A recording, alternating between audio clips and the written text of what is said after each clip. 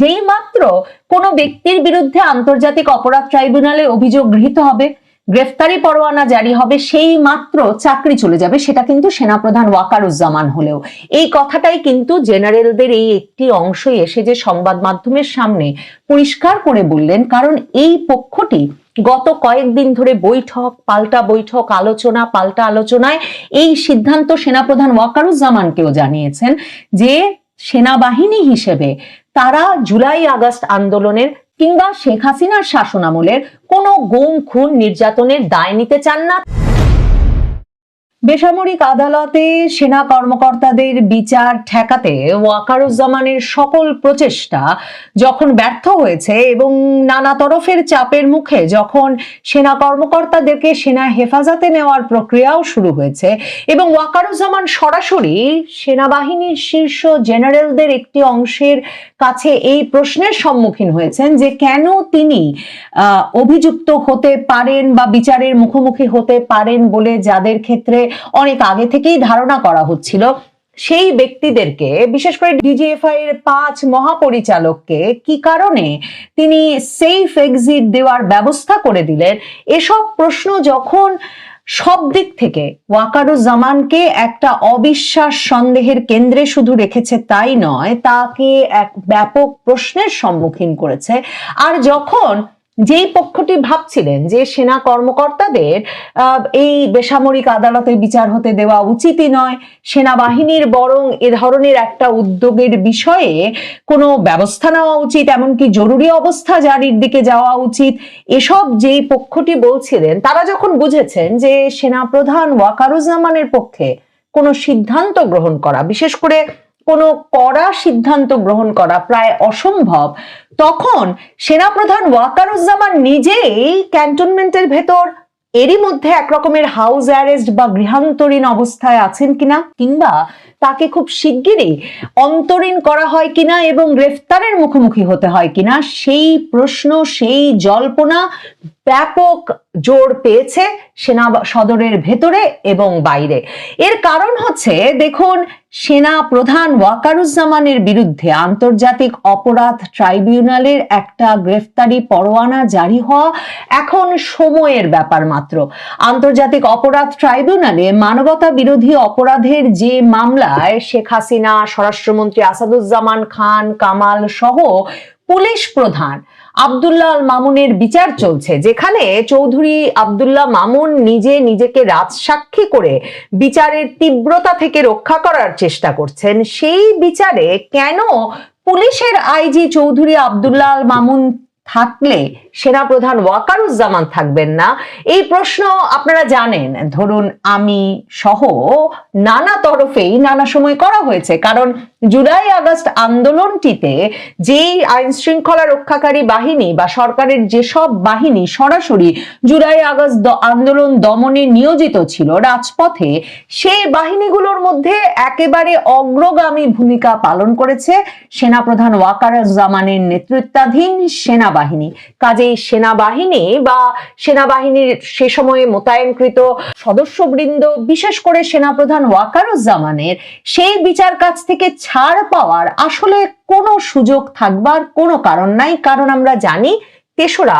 আগস্টের 3 তারিখে এমনকি তরুণ সেনা কর্মকর্তারা যখন সেনাপ্রধান ওয়াকারুজ্জামানকে জানালেন যে তারা আর জুলাই আগস্ট আন্দোলনের বিপক্ষে শক্তিশালী অবস্থানে দাঁড়াতে চান না, তারা আর গুলি ছুটতে চান না সোজা কথায়, তারপরেও এমনকি 4 তারিখ রাতেও 5 তারিখের মার্চ টু ঢাকা কর্মসূচি কি করে ঠেকানো যায়, সেই আলোচনায় প্রধানমন্ত্রীর দফতরে গভীর রাত পর্যন্ত আলোচনায় নিয়োজিত ছিলেন সেনাপ্রধান ওয়াকারুজ্জামান নিজে। এবং সেই বৈঠকে তিনি শেষ পর্যন্ত এই আশ্বাস দিয়ে আসেন যে সেনাবাহিনীর নেতৃত্বে এই মার্চ টু ঢাকা ঠেকিয়ে দেওয়া সম্ভব হবে এবং তিনি সরকার রক্ষা করতে পারবেন। যদিও পরে 5ই আগস্ট তিনি মার্চ টু ঢাকা কর্মসূচি সফল করেন এবং সেটাকে 3রা আগস্টের 3 তারিখ তরুণ সেনা কর্মকর্তারা যে সেনাপ্রধানকে জানিয়ে দিয়েছিলেন যে তারা আন্দোলনের বিপক্ষে দাঁড়াবেন না, তার একটা নজির হিসেবে দেখা হয়। কিন্তু তাতে জুলাই মাস জুড়ে সেনাবাহিনীর সদস্যদের অপরাধ, সেনা প্রধানের দায়িত্ব কমে না। আরেকটা বিষয় খুব গুরুত্বপূর্ণ এখানে দেখেন, জাতিসংঘ প্রতিবেদনে যেমন স্পষ্টত একেবারে ভূমিকাতেই লেখা আছে যে কার কি ফৌজদারি দায় সেটা চিহ্নিত করতে যেমন আরো সুনির্দিষ্টভাবে এই অভিযোগগুলো তদন্তের প্রয়োজন আছে, কিন্তু যে পরিমাণে রক্তক্ষয়ের ঘটনা ঘটেছে, এই রক্তক্ষয় নির্যাতনের সঙ্গে এই পুরো ঘটনাবলী সরকারের শীর্ষ নেতৃবৃন্দ মানে প্রধানমন্ত্রী, স্বরাষ্ট্রমন্ত্রী জানতেন না, কিংবা আইন শৃঙ্খলা রক্ষাকারী বাহিনী, পুলিশ, সেনাবাহিনীর প্রধানরা জানতেন না, সে সময় যে বাহিনীরা মোতায়েন ছিলেন তারা জানতেন না, এটা ভাববার কোনো কারণ নেই। সেই জাতিসংঘ প্রতিবেদন বিশ্লেষণ করেও কিন্তু এই প্রশ্ন খুব গুরুতরভাবে আসবে যে সেনাপ্রধান ওয়াকারুজ্জামান তো তাহলে বাঁচতে পারেন না এই আন্তর্জাতিক অপরাধ ট্রাইব্যুনালের মামলা থেকে। দেখেন, পুলিশ আইন আর সামরিক আইন এই দুটোর মধ্যেও কিন্তু মানে বিধি, এই বাহিনীগুলো কিভাবে পরিচালিত হয়, সেই পুলিশ বিধি আর সামরিক বিধিতেও কিন্তু একটা খুব মৌলিক পার্থক্য আছে। পুলিশের ক্ষেত্রে যেমন যেই পুলিশ সদস্য গুলি চালাচ্ছেন শেষ পর্যন্ত তার ব্যক্তিগত দায় চিহ্নিত করতে হবে, কারণ পুলিশকে যখন অস্ত্র দেওয়া হয় তখন এই বিধির আওতায় দেওয়া হয় যে পুলিশ তার নিজের বুদ্ধি বিবেচনা এবং কতটা ঝুঁকি সামনে থেকে আসছে তার উপর বিবেচনা করে আসলে অস্ত্র প্রয়োগ করবে। মানে লাঠিচার্জ করলেও সেটা তার নিজ দায়িত্বে করতে হবে, গুলি ছুড়লেও সেটা তার নিজ দায়িত্বে, ব্যক্তির নিজস্ব দায়িত্বে করতে হবে। কিন্তু সেনাবাহিনীর ক্ষেত্রে কমান্ড, নির্দেশনা অত্যন্ত গুরুত্বপূর্ণ ভূমিকা রাখে। কাজেই সেনা সদস্যরা, যেখানে যেই সেনা সদস্য মানবতা বিরোধী অপরাধ করেছেন জুলাই আগস্ট আন্দোলনের সময়, এর প্রত্যেকটির দায় কমান্ড রেসপন্সিবিলিটি হিসেবে সরাসরি সামরিক বিধি অনুযায়ীও সরাসরি সেনাপ্রধান ওয়াকারুজ্জামানকেই নিতে হবে। সেনাবাহিনীর ভেতরে এই আলাপটা খুব জোরদার হয়ে উঠেছে। একদিকে যেমন ভীতি ছড়িয়ে পড়েছে একটা অংশের মধ্যে, যারা সেনাবাহিনীর সদস্য হিসেবে মোতায়েন ছিলেন আইন শৃঙ্খলা পরিস্থিতি নিয়ন্ত্রণে আনতে জুলাই আগস্ট আন্দোলনের সময়টায়, তারা যেমন এই ভয়ের ভেতরে আছেন যে তাদের নামেও মামলা হতে যাচ্ছে, কারণ তারা জানেন আন্তর্জাতিক অপরাধ ট্রাইব্যুনাল অন্তত 150 জনের বিরুদ্ধে আরো গ্রেফতারি পরোয়ানা জারি করতে যাচ্ছেন, যারা প্রত্যেকেই জুলাই আগস্ট আন্দোলনের জন্য অভিযুক্ত হবেন এবং এরা প্রত্যেকেই সেনাবাহিনীতে বর্তমানে কর্মরত। ঠিক তেমনি সেনাবাহিনীর ভেতরে এটাও সকলে জানেন সেনাপ্রধান ওয়াকারুজ্জামানও আন্তর্জাতিক অপরাধ ট্রাইব্যুনালের এই মামলা থেকে বাঁচতে পারবেন না। দেখেন, 15 জন সেনা কর্মকর্তাকে হেফাজতে নেওয়ার খবরটা যখন সেনা সদর দপ্তরে দাঁড়িয়ে মেজর জেনারেল হাকিমুজ্জামান সংবাদ মাধ্যমের সামনে প্রকাশ করলেন, তখন ছবিতে দেখেন বা খবরে পড়েন দেখবেন যে আরো অনেক সেনা কর্মকর্তারা তার পেছনে দাঁড়ানো ছিলেন। সেখানে কিন্তু ব্রিগেডিয়ার জেনারেল দেওয়ান মোহাম্মদ মঞ্জুর হোসেন ছিলেন, যিনি মিলিটারি অপারেশনস এর পরিচালক। সেখানে সেনা সদর দপ্তরের যে জাজ ডিপার্টমেন্ট, বিচার বিভাগ, সেনা বিচার যারা পরিচালনা করেন, সেই জাজ ডিপার্টমেন্টের ব্রিগেডিয়ার জেনারেল আসিফ ইকবাল ছিলেন এবং মিলিটারি ইন্টেলিজেন্সের ব্রিগেডিয়ার জেনারেল সেলিম আজাদ ছিলেন। এই যে বেশ কয়েকজন জেনারেল মিলে, এছাড়া কর্নেল, লেফটেন্যান্ট কর্নেল পদমর্যাদার সামরিক কর্মকর্তাও ওই সংবাদ সম্মেলনে উপস্থিত ছিলেন। এই যে দলে বলে জেনারেলেরা উপস্থিত হয়ে সেনা কর্মকর্তাদের হেফাজতে নেওয়ার কথাটা পরিষ্কার করে বললেন এবং সংবাদ মাধ্যমকে তারা জানালেন যে মানবতা বিরোধী অপরাধে অভিযুক্ত হওয়া মাত্র সার্ভিস থেকে বরখাস্ত হিসেবে ধরে নেওয়া হবে, এবং সেটা কিন্তু আন্তর্জাতিক অপরাধ ট্রাইব্যুনাল নতুন যে সংশোধন এনেছে গ্রেফতারি পরোয়ানা জারির 2 দিন আগে, মানে গত সপ্তাহে, সেখানেও স্পষ্ট করে তারা রেখেছে যে কোন ব্যক্তির বিরুদ্ধে আদালতে আন্তর্জাতিক অপরাধ ট্রাইব্যুনালে যদি অভিযোগ গৃহীত হয় এবং সেই ব্যক্তিকে যদি গ্রেফতারি পরোয়ানা জারি করা হয়, তাহলে তিনি আর প্রজাতন্ত্রের কোনো দায়িত্বে নিয়োজিত থাকতে পারবেন না। মানে সেনা কর্মকর্তা হলেও তার চাকরি চলে যাবে। তার মানে যেই মাত্র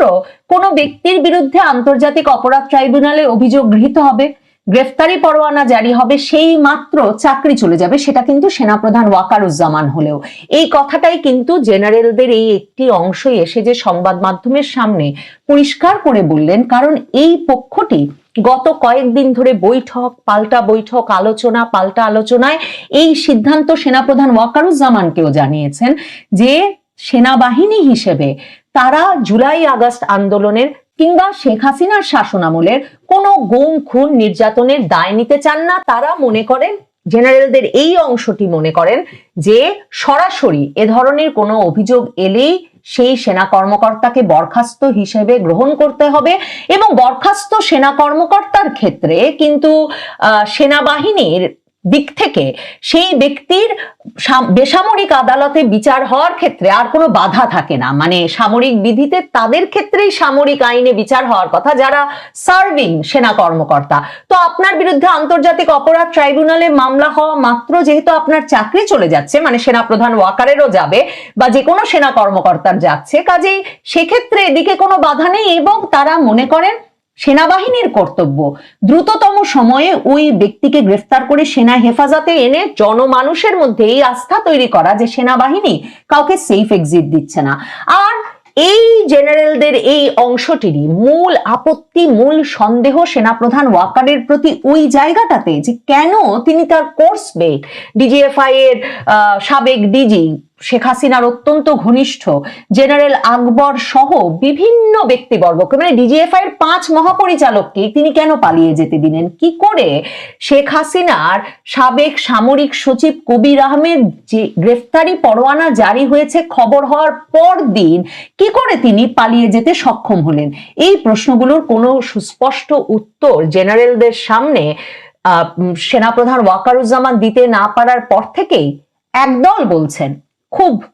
কনফিডেন্সের সঙ্গে, আত্মবিশ্বাসের সঙ্গে বলছেন যে সেনাপ্রধান ওয়াকারুজ্জামান সেনাবাহিনীর সেনা সদর দফতরের ভেতরেই একরকম হাউসের অ্যারেস্ট বা গৃহান্তরীণ অবস্থায় আছেন। দেখেন, জাতিসংঘ যে রিপোর্টটি তৈরি করেছে জুলাই আগস্ট আন্দোলনের, সেই রিপোর্টের 73 পাতায় বাংলাদেশ আর্মি এই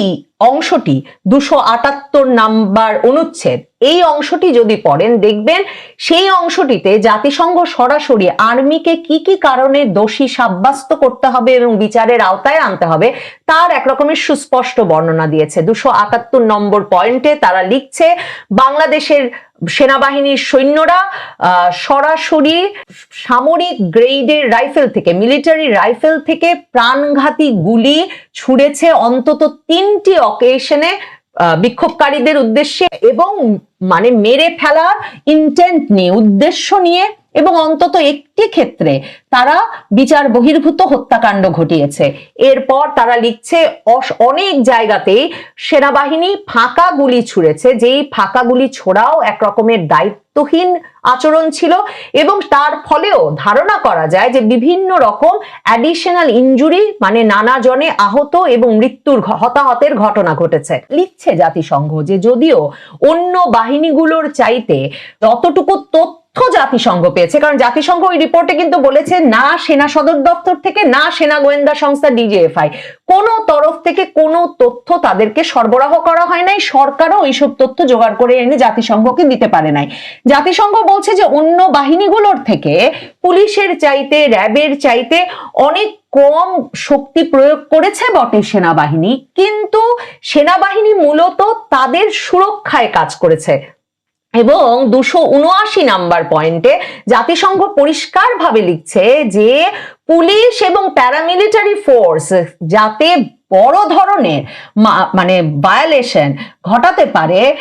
আইনের লঙ্ঘন ঘটাতে পারে, সেই কাজের জন্য একটা ইম্পর্টেন্ট এনাবলিং রোল, মানে সহযোগীর ভূমিকা পালন করেছে বাংলাদেশ আর্মি। এবং সেক্ষেত্রে তারা এরপরের যে অংশটা যদি পড়েন জাতিসংঘ রিপোর্টের 279 পয়েন্টে দেখবেন পরিষ্কারভাবে কেন সেনাপ্রধানকে বিচারের মুখোমুখি করতে হবে তা লেখা আছে। সেখানে বলা হয়েছে ঢাকা চট্টগ্রাম মহাসড়ক খালি করার যে কাজটা হয়েছিল, মানে জুলাইয়ের 18 তারিখ থেকে 22 তারিখ পর্যন্ত কিন্তু এই ঢাকা চিটাগং মহাসড়ক পুরো দখলে রাখেন বিক্ষোভকারীরা এবং সেই মানে রাস্তাটা, সড়কটা খালি করতে, আবারও নিজেদের নিয়ন্ত্রণে নিয়ে আসতে পুলিশ এবং RAB committed numerous extrajudicial killings in and around যাত্রাবাড়ির ওই এলাকাটাতে পুলিশ আর র্যাব অসংখ্য বিচার বহির্ভূত হত্যাকাণ্ড ঘটিয়েছে। জাতিসংঘ বলছে যে এই আর্মি এই হাইওয়ে ক্লিয়ারেন্স, মহাসড়ক যাত্রাবাড়ি মহাসড়ক ক্লিয়ারেন্স অপারেশনে সৈন্য নিয়োগ করেছিল এবং আর্মি চিফ সেনাবাহিনী প্রধান পার্সোনালি যাত্রাবাড়ি গিয়ে কিন্তু 23 তারিখে অপারেশন সফল হয়েছে, মানে যাত্রাবাড়ি সড়ক তারা মুক্ত করেছেন, সেই কথা ঘোষণা করতে কিন্তু সেখানে যান। দেখেন পত্রিকার খবরে যদি পড়েন তখনও দেখবেন যে 23শে জুলাই এই খবর আসলো যে সেনাপ্রধান ও পুলিশ প্রধান 5 দিন পর যাত্রাবাড়ি এলাকা সেনাবাহিনী পুলিশের নিয়ন্ত্রণে এবং তারা দুজন মিলে এই এলাকা পরিদর্শন করেন এবং পুলিশ প্রধান তখন বলেন, সেনাবাহিনী প্রধান তখন বলেন ওয়াকারুজ্জামান, যে সেখানে যে ধ্বংসযজ্ঞ চলেছে তা অবর্ণনীয়। মানে যাত্রাবাড়ির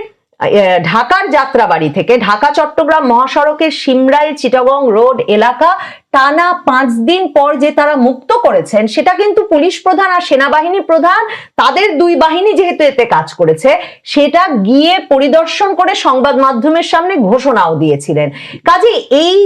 জায়গাটা পড়লে পরিষ্কার বুঝবেন যে তাজুল ইসলামের হাতে, আন্তর্জাতিক অপরাধ ট্রাইব্যুনালের চিফ প্রসিকিউটর তাজুল ইসলাম সেনাপ্রধান ওয়াকারুজ্জামানের বিরুদ্ধে গ্রেফতারি পরোয়ানা অভিযোগ একেবারে তৈরি করে রেখেছেন টেস্ট কেস হিসেবে। সেনাবাহিনীর ভেতরেও এই আলাপ একেবারে পরিষ্কার ভাবে হয়েছে যে টেস্ট কেস হিসেবে তিনি প্রথমে এই 24 জনের বিরুদ্ধে গ্রেফতারি পরোয়ানা জারি করলেন, অভিযোগ আনলেন আয়নাঘর কাণ্ডের জন্য। এখন জুলাই আগস্ট আন্দোলনে সেনা কর্মকর্তাদের এবং সেনাপ্রধান ওয়াকারুজ্জামানের বিরুদ্ধে চার্জশিট আসা, গ্রেফতারি পরোয়ানা আসা সময়ের ব্যাপার মাত্র। এবং এখানে এবং জাতিসংঘ রিপোর্টে কিন্তু পরিষ্কারভাবে এই কথাটাও আছে, এই পাতাতে 73 নম্বর পাতায় 279 নম্বর পয়েন্টে, যে আর্মি চিফ এমনকি 4 আগস্টেও প্রধানমন্ত্রী স্বরাষ্ট্রমন্ত্রীর সঙ্গে বসে কি করে তারা মাস প্রটেস্ট বিক্ষোভ ঠেকাবেন সেটাতে শুধু কাজ করেছেন তাই নয়, পুরো জুলাই আগস্ট জুড়ে সেনাবাহিনী ব্লক রেইডে, যেই ব্লক রেইডের মাধ্যমে আইন শৃঙ্খলা রক্ষাকারী বাহিনী, পুলিশ, র্যাব আরবিট্রারিলি ইচ্ছা মতো বিক্ষোভে অংশগ্রহণকারীদের ঢাকা সহ বিভিন্ন এলাকা থেকে গ্রেফতার করেছে, সেই জায়গাগুলোতে তারা যাতে যেমন ইচ্ছা করে যত ইচ্ছা ব্যক্তিকে গ্রেফতার, নির্বিচারে গ্রেফতার করতে পারে, সেই প্রোটেকশনও দিয়েছে আর্মি। এবং আমি যেটা বললাম, আর্মি কাজ করে নির্দেশনায়, কমান্ড স্ট্রাকচার আছে আর্মির। কাজেই সেনাবাহিনীর একজন সদস্যকে কোনোভাবেই তিনি যখন কোনো সেনা নির্দেশনায় মোতায়েন ছিলেন তার দায়িত্ব পালনে, তখন তার উপরের কমান্ডিং অফিসার এবং সর্বোচ্চ কমান্ডিং অফিসার সেনাপ্রধান ওয়াকারুজ্জামানকে দায়ী করা ছাড়া আন্তর্জাতিক অপরাধ ট্রাইব্যুনালের এই বিচার কোনোভাবেই যুক্তিসঙ্গত হয়ে উঠবে না। তবে সেনা সদর দপ্তরের ভেতরে নজরদারিতে আছেন বটে সেনাপ্রধান ওয়াকার। তিনি সেফ এক্সিট পান কিনা কিংবা সেফ এক্সিটের ব্যবস্থা করতে পারেন কিনা, আমার মনে হয় এটাই সবচেয়ে আলোচিত সেফ এক্সিটের ঘটনা হতে যাচ্ছে। জাতিসংঘ রিপোর্ট অবশ্য লিখছে যে এই সেনাপ্রধান এবং এই সেনাবাহিনী যে শেখ হাসিনা সহ আওয়ামী লীগের শীর্ষ নেতৃত্বের বাংলাদেশ ছেড়ে সেফ এক্সিট পাওয়ার ব্যবস্থা করেছেন এবং বাংলাদেশের আভ্যন্তরীণ আইনের আওতার বাইরে চলে যাওয়ার ব্যবস্থা করেছেন, সেটাও স্মরণ রাখা কর্তব্য। কাজেই সেনাপ্রধান ওয়াকারুজ্জামানের বিরুদ্ধে সম্ভবত অভিযোগের কোনো কমতি পড়বে না।